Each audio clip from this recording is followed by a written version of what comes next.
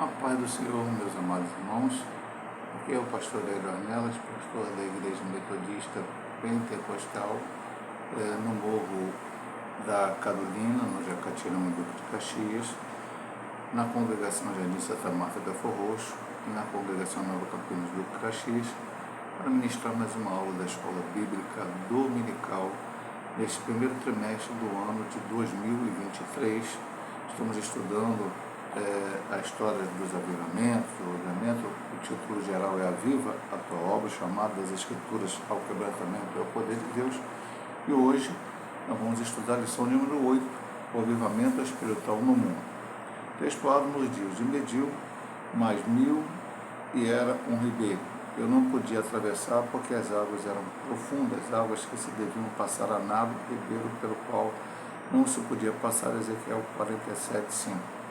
Verdade prática: somente por intermédio do movimento do Espírito Santo, o mundo pode experimentar o verdadeiro avivamento espiritual.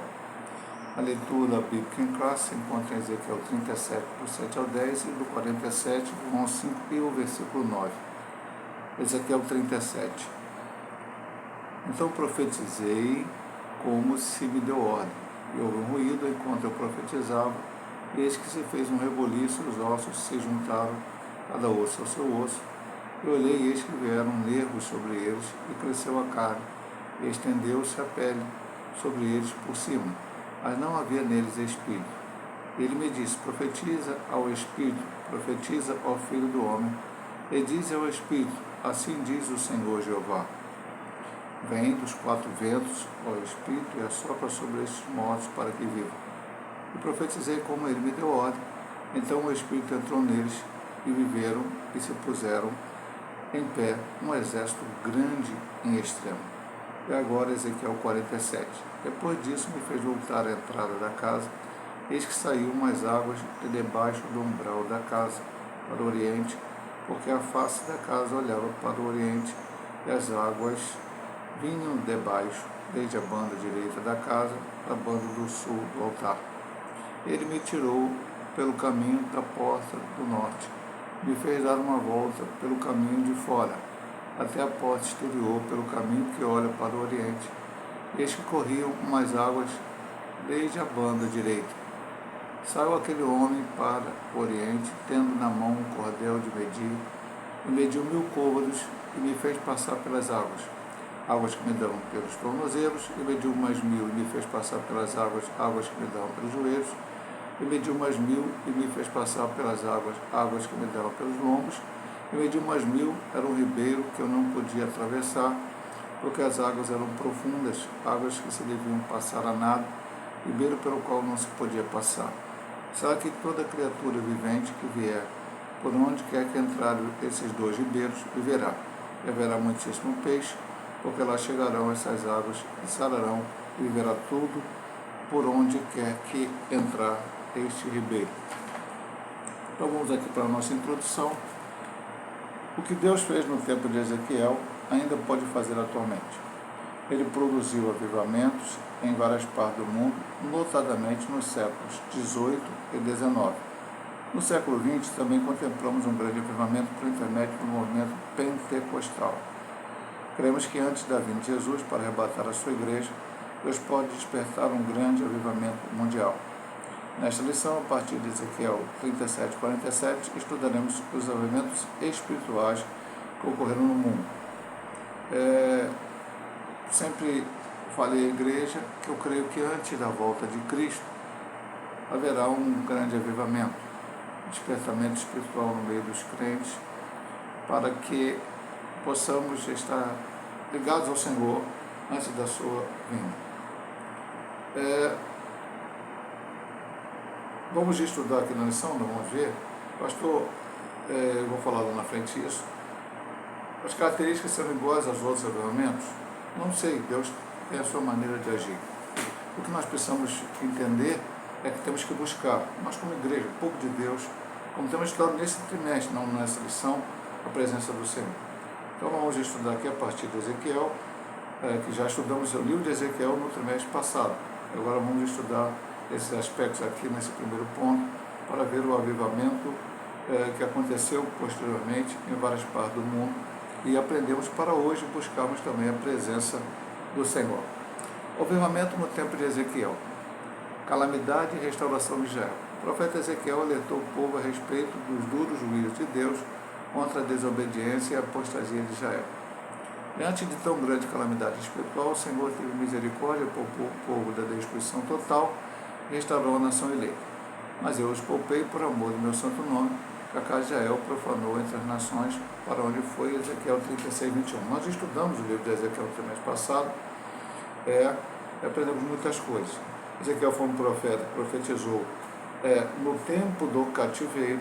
Ele profetizou lá de Babilônia, enquanto Jeremias profetizava cá, ainda entre o povo que estava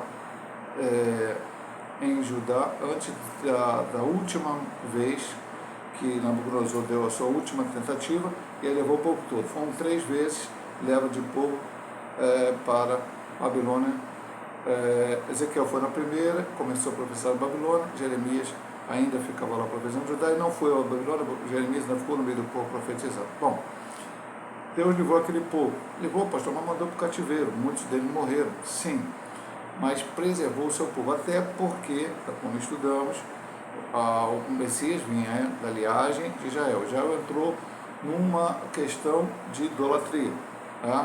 O reino do sul, Judá, que foi depois da divisão, Israel, o reino do norte, foi primeiro para o cativeiro pelos assírios, e depois o sul, os descendentes de Davi principalmente, foram para o cativeiro por Babilônia. Deus os levou ali para que eles deixassem de idolatria e servissem ao Senhor.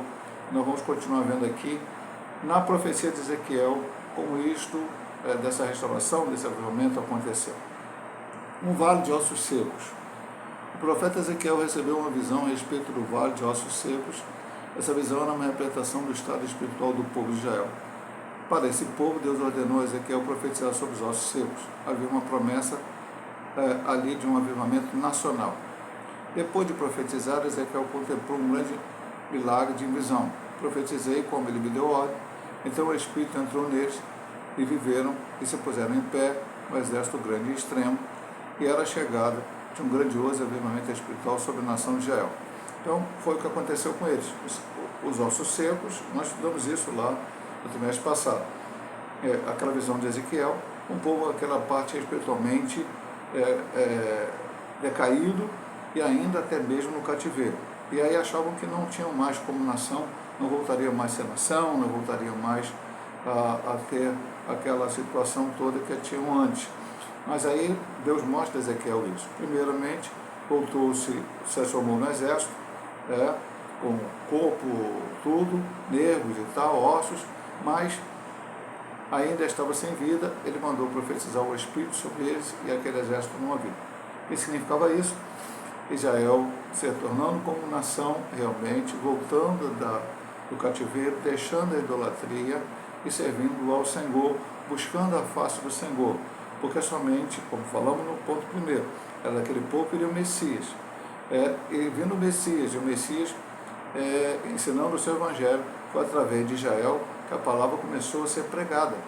Todos os apóstolos, discípulos eram judeus e pregaram, e depois o evangelho foi levado a todo mundo como a própria ordem do Senhor Jesus Cristo, em Atos capítulo 1, versículo 8. Então era necessário esse avivamento em Israel, e isso de fato aconteceu para a glória de Deus. O rio das águas purificadoras. No capítulo 47, o profeta Ezequiel viu um homem que possuía um cordel de medir nas mãos, como o qual mediu uma distância de 1000 côvados, e fez o profeta passar pelas águas que chegavam em seus tornozelos, e a cada etapa de 1000 côvados, ou 450 metros, o profeta Ezequiel andava nas águas do rio pelos joelhos, pelos lombos e por fio nada. Ele já se sentia mais distante do solo. Era um rio que causava muita produção na agricultura, piscicultura e daria vida em tudo por onde passasse. Era o grandioso avivamento que Israel haveria de experimentar pela misericórdia de Deus. Nós estamos no trimestre passado, como já falamos aqui, repetimos, também as lições sobre esse ponto, representando primeiro para Israel toda essa volta, né? Essa busca da presença do Senhor, esse rio que saía do templo, e nós vamos ver que isso acontecerá. De certa forma, a profecia se vale para um milênio, onde verdadeiramente, hoje, o mar morto, onde não há vida, ele vai voltar a ter vida, através desse rio de águas purificadoras, e já vai voltar a ser uma nação próspera como foi um dia. Hoje ela é soberana porque ela voltou, está morando no seu próprio território, mas ela ainda tem muitas perseguições. E ela está aguardando ainda o Messias. O Messias já veio, eles não entenderam. Mas quando Jesus voltar ao final da grande tribulação, vai reinar sobre Israel durante 1000 anos, e nós vamos ver tudo isso acontecer na vida de Israel. Passamos agora para os grandes avivamentos no mundo, que é a parte que a gente quer falar mais, tocar mais aqui nesta lição, para tirar um ensinamento para nós no dia de hoje. Então, 2, os grandes avivamentos no mundo. Vamos começar com na Europa. Ponto 1. Houve períodos em que o continente europeu estava em situação idêntica à do povo de Israel, no contexto das profecias de Ezequiel 37 a 47. Pela misericórdia divina, não tardou Deus a usar pessoas cheias do Espírito Santo para clamarem e perseverarem por um avivamento espiritual. O Senhor queria avivar o velho continente. Pastor, mas por que precisou desse avivamento se a igreja saiu da igreja primitiva? Depois nós vamos tocar em cada ponto desse aqui rapidamente.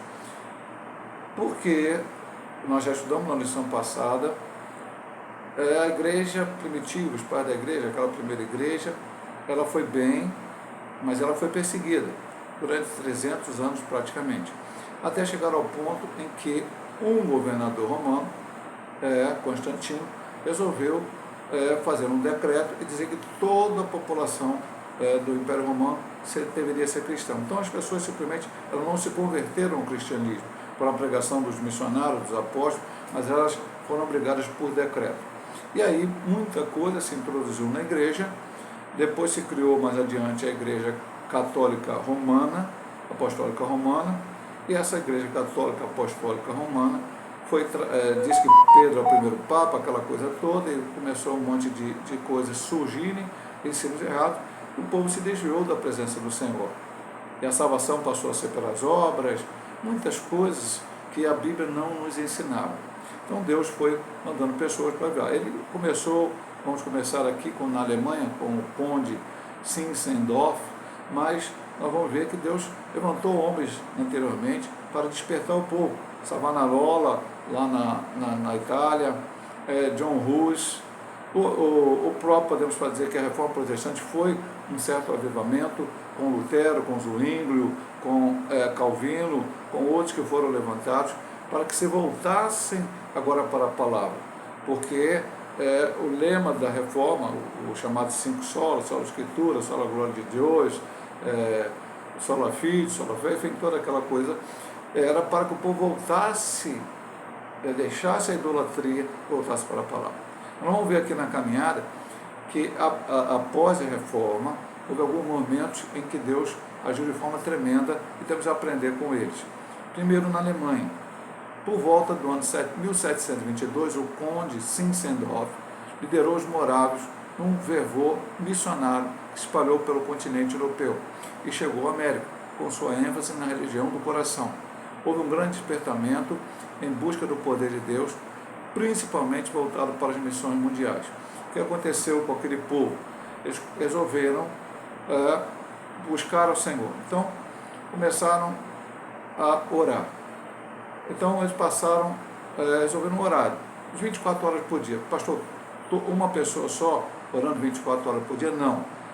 Entrava um grupo de crentes na igreja, orava, depois saía aquele grupo, entrava outro grupo, entrava outro grupo, entrava outro grupo, e no outro dia voltava o primeiro grupo, e eles foram orando isso por um período que eles queriam orar, buscar a presença do Senhor. Só que isso acabou se mantendo, e a chamada na história da igreja de vigília dos 100 anos, porque por cerca de 100 anos aquele povo orou. E nunca na história da igreja podemos dizer assim, houve tantas pessoas enviadas para missões mundiais, saindo da Alemanha para pregar em outros países, onde era muito necessário pregar a palavra. Hoje continua sendo muito necessário, hoje temos muitos recursos, porque naquele tempo, meu amado irmão, você não tinha redes sociais, você não tinha televisão, você não tinha internet, não tinha nada disso. Então você não poderia pregar, simplesmente entrar na frente, como eu estou aqui no YouTube, na frente de uma câmera, falando de Jesus.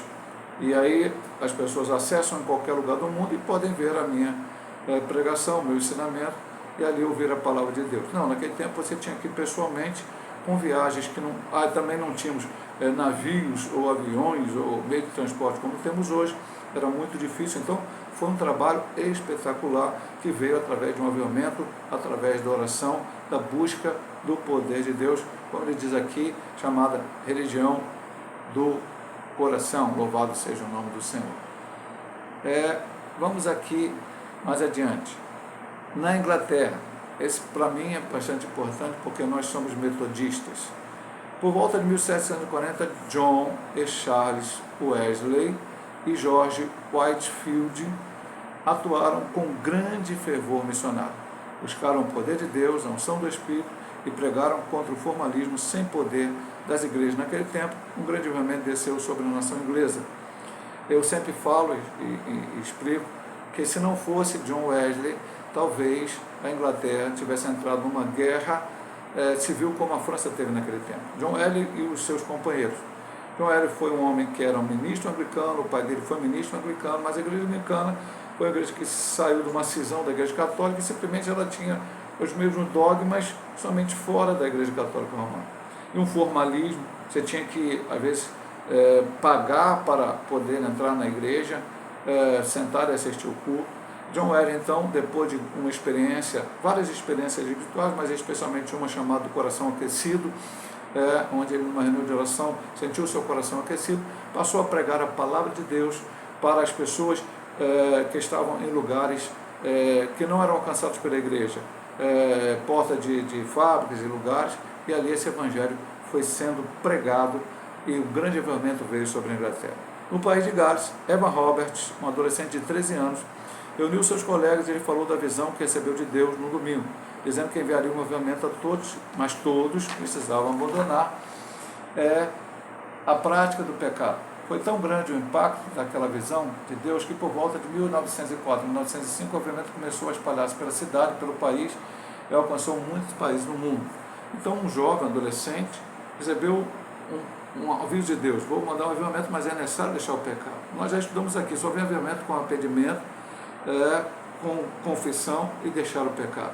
E aí se espalhou pela sua cidade, pela toda a Escócia e também influenciou outros países. Então esses são os exemplos do avivamento na Europa. Vamos entrar agora para o exemplo do avivamento nos Estados Unidos. Deus também queria avivar os Estados Unidos da América. Por isso houve vários avivamentos na grande nação americana.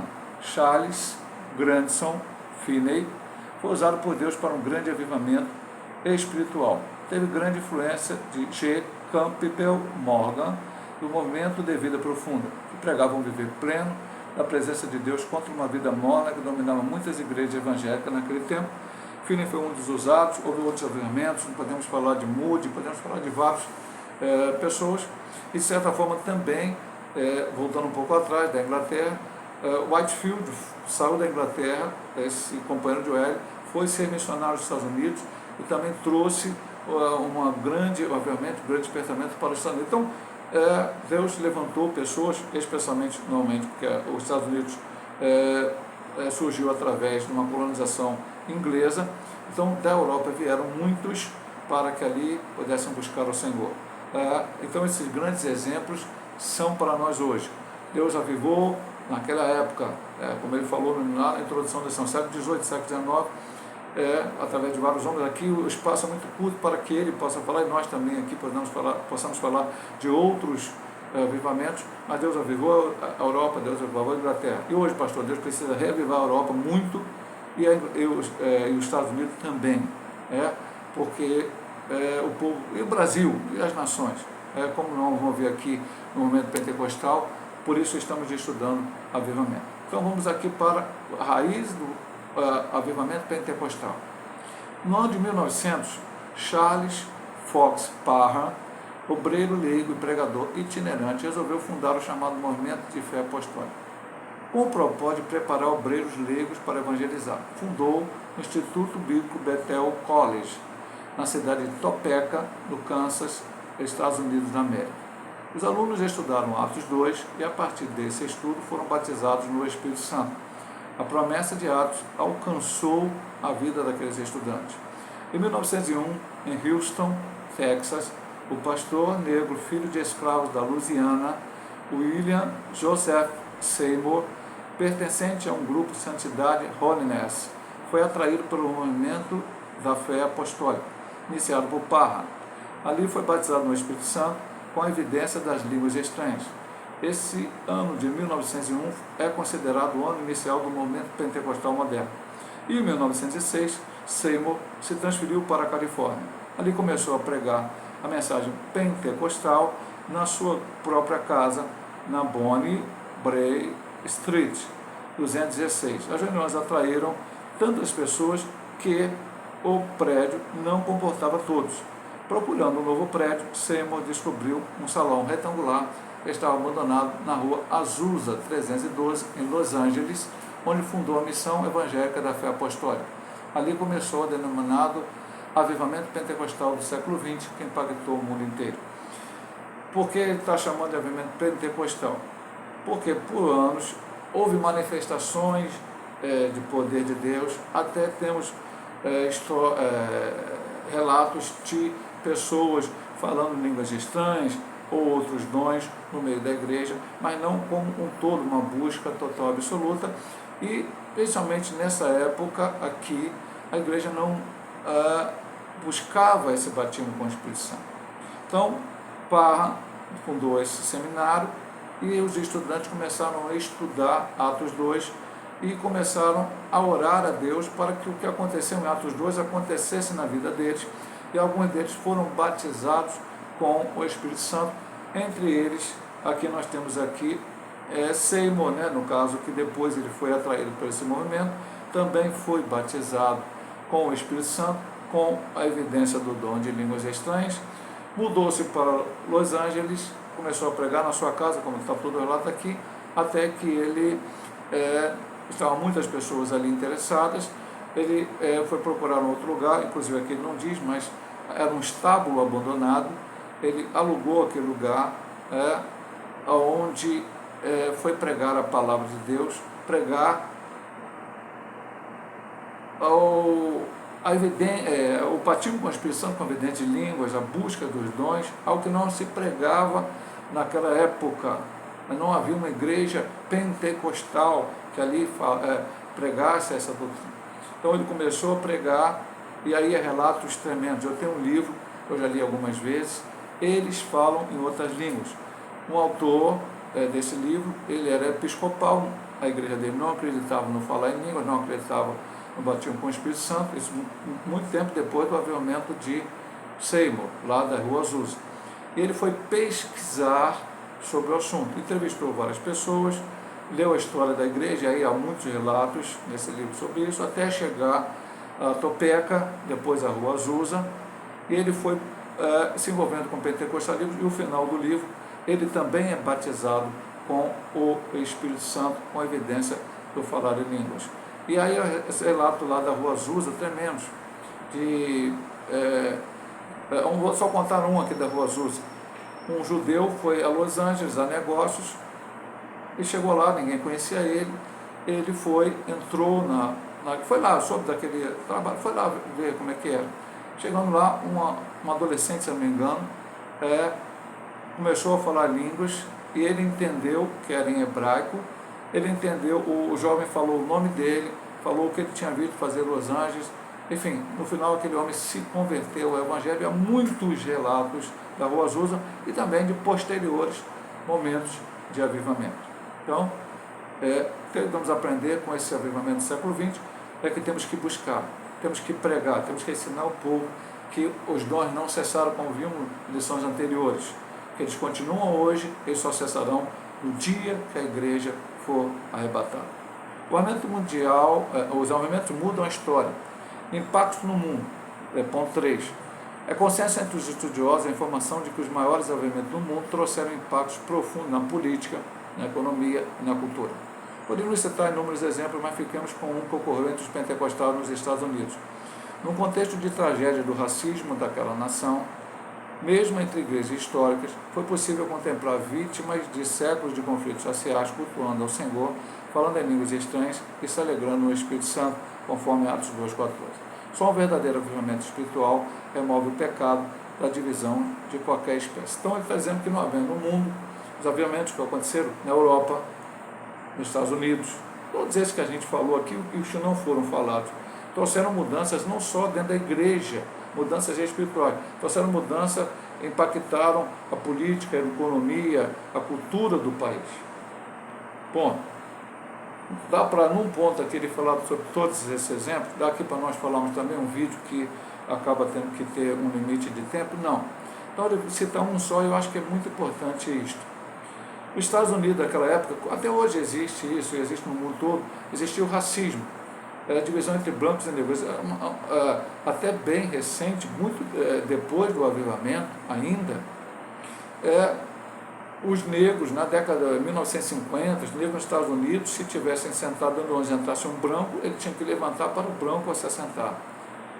Isso tudo só foi mudando através de algumas pessoas que surgiram, Martin Luther King principalmente, é um pregador batista que pregou contra toda essa coisa e mudou-se muita coisa. Ainda existe racismo, existe.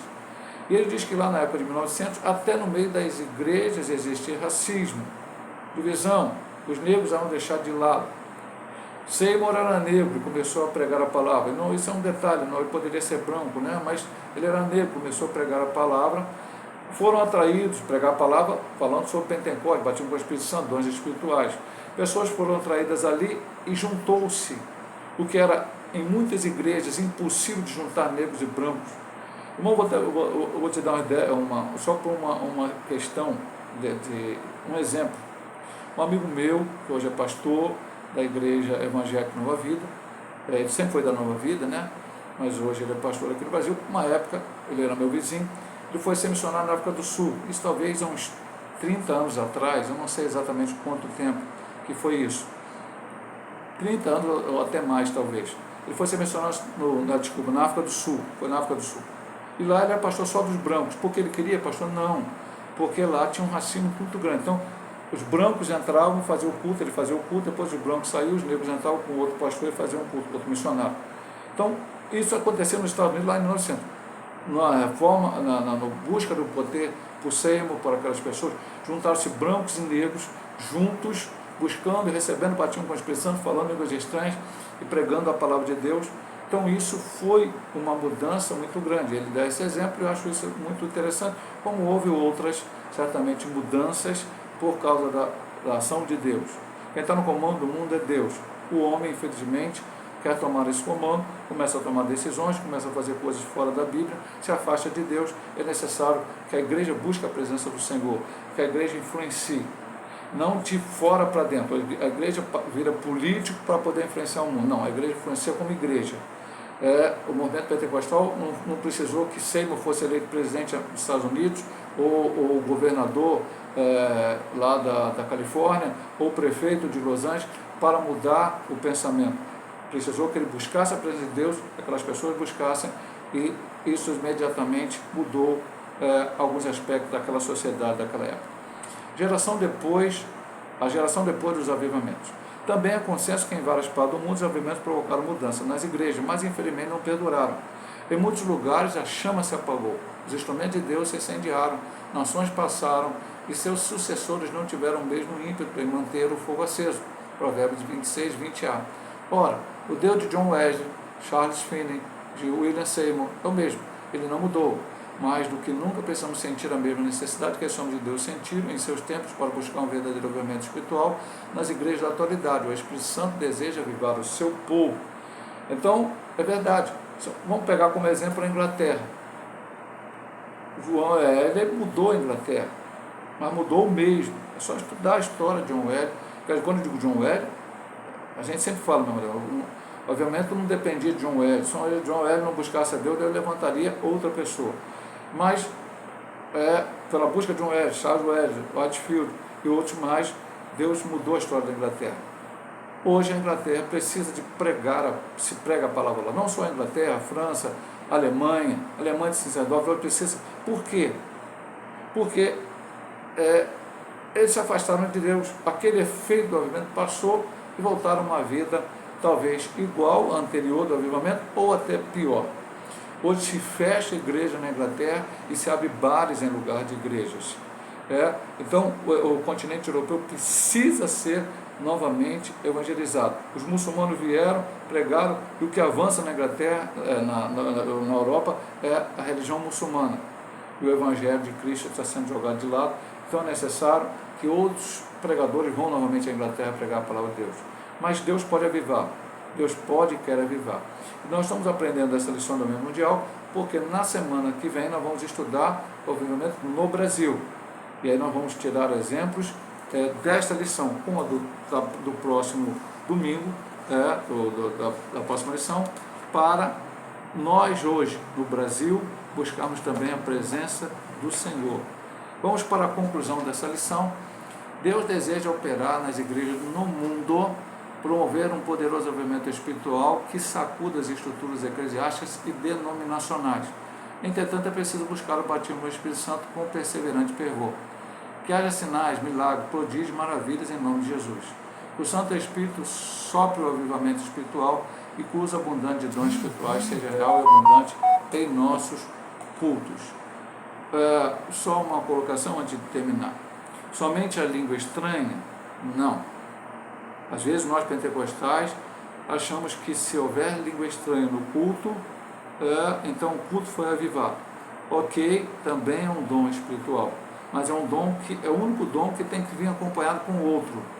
Línguas estranhas, quem fala língua estranha, ore para que possa interpretar ou que alguém possa interpretar.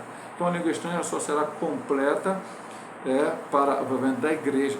Eu, especialmente, se falo língua estranha, eu sinto a presença do Senhor. Mas outras pessoas precisam saber a interpretação daquela palavra para que possam entender culto racional, Romanos capítulo 12. Entender aquilo que é falado para que possa glorificar a Deus, enfim, sentir a presença do Senhor, ser orientado espiritualmente.